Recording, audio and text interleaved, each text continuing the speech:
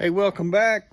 Today we're going to work on the 71 GMC pickup again. And I know you're probably getting tired of looking at this old truck, but I'm not. This power steering pump set up here and the bracketry on there is just really ugly. So I bought me one of these $20 eBay bracket kits here. And we're gonna see what it takes to put this on that. So stay tuned. Step one, we're gonna bust out our best Harbor Freight tools and start picking off all these 9/16 bolts that we see holding her in. One there, one back over here, and I'm sure probably one down under.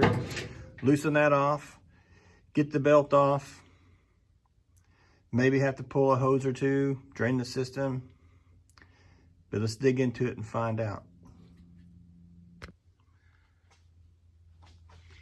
You know, there's one bolt in here that bolts to the water pump. It's kind of tight with the water, with the fan. And it'd really be nice to have a special little extension. I tell you, with kids, you just can't keep nice things. I mean, I had a little extension around here. Oh, there it is. This little guy here, that'll do the job, I think, to get us out with just enough out past the pump and not into the fan. Just the length we need. Now, this is a mid-80s small block Chevy. And this is an albatross of a bracketry on here. I think it had an air conditioner at one time. And so it's going to differ from motor to motor. And I certainly hope yours is better than mine, because this is terrible. But we're getting it off piece by piece. This pump looks to be a little newer than the motor. It's probably off of a mid-90s engine, but it's got these handy dandy holes here to access the bracket bolts, because we have a bracket on the front of this thing right here we need to get off, and those take a 13mm. But again, it's going to be different for your car or truck. But just keep in mind, if you have holes in the pulley like that, that's what they're for, to access those bolt brackets. I'd like to take this moment to give a shout out to Mark or Glenn or whatever your name is, probably United Auto Workers 364. As I said earlier, there are holes in the front of the pulley here to get to access to the bracket bolts. Well, there's one bracket bolt that does not align with the hole, as you may see in there, right here. And instead of putting a shorty bolt in there that would just back out and fall off, whoever put the bracket on put a 4-inch bolt in there. So now I'm gonna have to pull the pump and pull the front pulley off. So thanks again. Okay, we got her on the bench. And being the glutton for punishment I like to work on these older cars. I've acquired one of these pulley pullers. And one might ask, how do you where do you get one of these? I rented mine at O'Reilly's and never took it back. But seriously, they charge you a deposit and you can just keep the tool and they'll just charge it to your card. But the way these things work, it does press it on and also pull it off. Best I can recall, there's a wider opening and a smaller opening. Looks like that. And the smaller opening goes around this little groove in the pulley here. And the wider opening goes around this lip on the puller here, like so. And this little ring here just kind of holds it all together. And then you just kind of start wrenching on it and holding on it and turning and torquing, and Hopefully that's going to pull the pulley off. Let's grab some wrenches.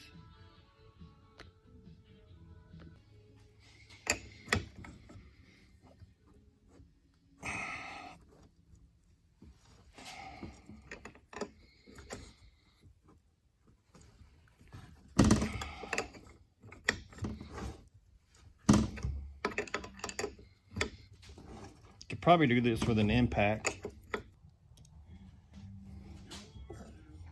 I guess we're making progress.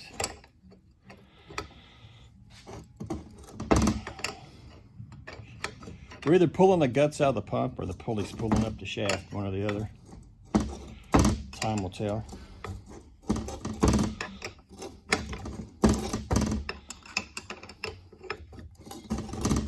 Either way, I'm going to get that $20 bracket on that truck.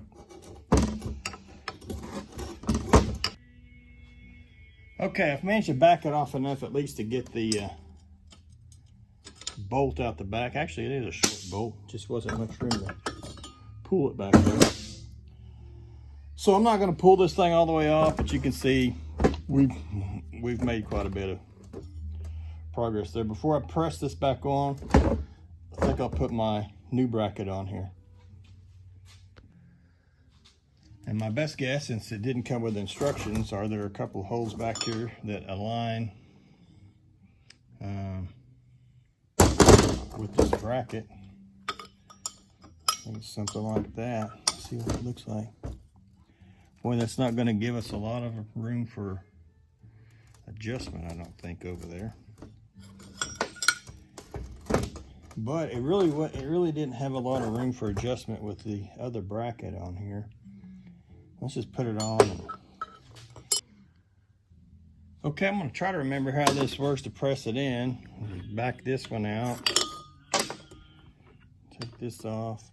Most of these things are threaded because normally they have like a bolt on them. This one didn't have. This comes with a couple of different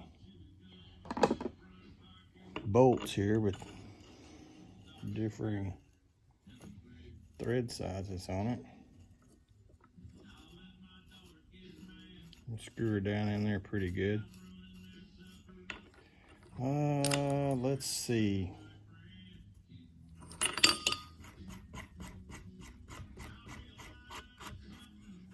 I'm not sure. Press that back in if I need anything on the outside of that. I think that may be the trick there, is just what the doctor ordered.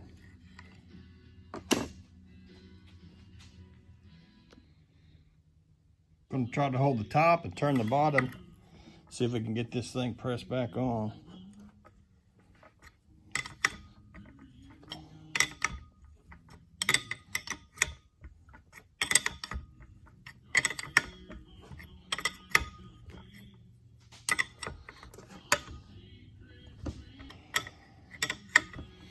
Okay, do this and get her snuck down on there good. Now we're going to have to figure out how to get the pump back on the car. Okay guys, here's a little problem you run into when you're messing with hot rods. Is this pump was scavenged off of something and put on this truck. Obviously didn't go with it. It's a more modern pump. So it doesn't have a provision here for a bolt for this bracket. So we're just going to pretend like there is one and go ahead and put it on the truck anyway. So we've got the brackets together here, kind of how they're going to go on. These will bolt into the block down below the water pump on the right hand side, and then we have our adjustment bolt up here that'll go into the water housing, the water pump housing. That's a threaded hole there for that. At least we hope that hole's threaded. Some of them aren't. So we'll get her fitted on the truck. Guess it would be nice to show you the holes I'm talking about mounting this into.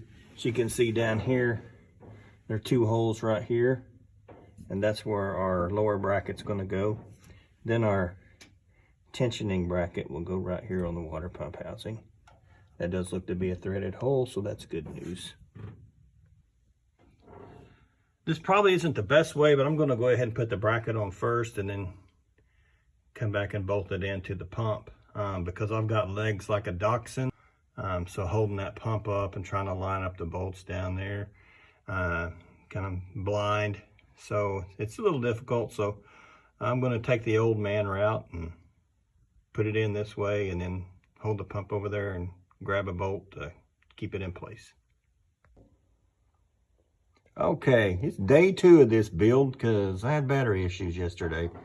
But we did get the bracket installed, as you can see there. And it worked out, even though there's not a mounting hole in the back of the bracket. I think it'll work well. It's very frustrating on a scale of 1 to 10. It's about an 8 on the frustration level with all the little pieces that you have to line up and not drop while you're trying to stick them through the engine block. But overall, I'm happy with it. We got rid of about 50 pounds of bracketry that was here. And it just basically the whole point of that was just to trim that up and make it look a little neater. You know, here's the bracketry that we were able to take off, which really didn't have a whole lot of adjustment. This one here lends itself to a lot more adjustment to get the belt tensioned up. So overall, an easy project, but just have to have a little patience with it. Thanks again for watching, and hope you guys like and share the video. And if you would, subscribe to the channel, and look forward to more adventures with you. Have a good day.